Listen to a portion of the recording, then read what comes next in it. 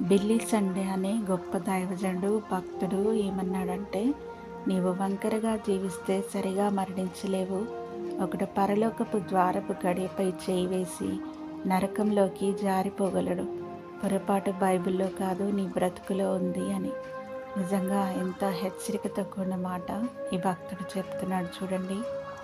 మనము వంకరగా జీవిస్తూ మన జీవితాల్లో అపవిత్రతను కలిగి, అవినీతిని కలిగి జీవిస్తూ మనం పరిశుద్ధతను పాటించకపోతే చివరి క్షణంలో మరణ సమయంలో మనము పరలోకం కాదు కదా, నరకంలోనికి జారిపోయే అవకాశం ఎంతైనా ఉంది. కాబట్టి బైబిల్లో ఉన్న ప్రతి మాట సత్యమైనది, విలువైనది. ప్రతి మాట ద్వారా మనం జీవించాలి. బైబిల్లోని ప్రతి మాట దేవుడు పలికిన మాట మన జీవితాల్లో ఉండాలి.